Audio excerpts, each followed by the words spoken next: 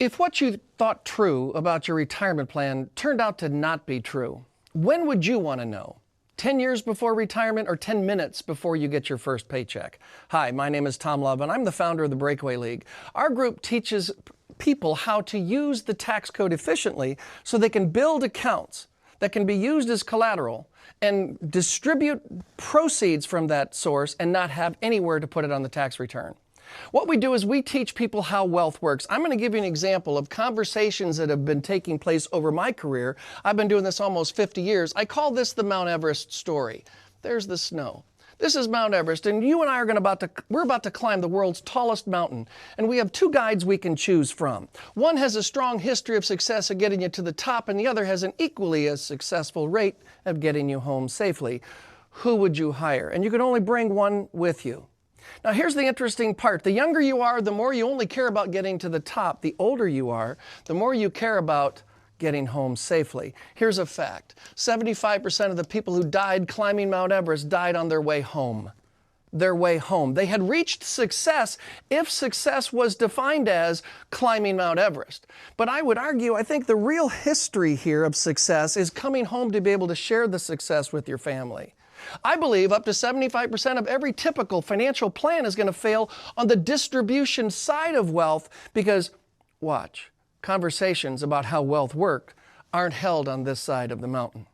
There was recent legislation passed that we need to have full disclosure about conversations of perhaps 0.25% of a sales charge that I might have honestly forgot to share with you. And I'm going to be held responsible for that for life, when in fact, the highest income tax rate has been 94% of money coming off the mountain. Do you want a bigger pile of money or do you want a bigger paycheck? And if I'm going to let you talk about this, then the problem is exposed. However, if I can keep you focused on that, then I can continue to charge whatever I want.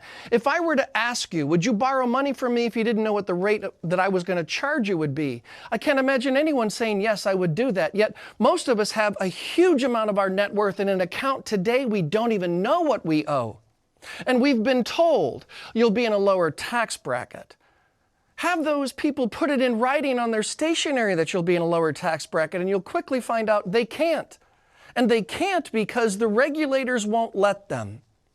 If I can focus on this, I have carte blanche to charge you whatever I want. This is Congress.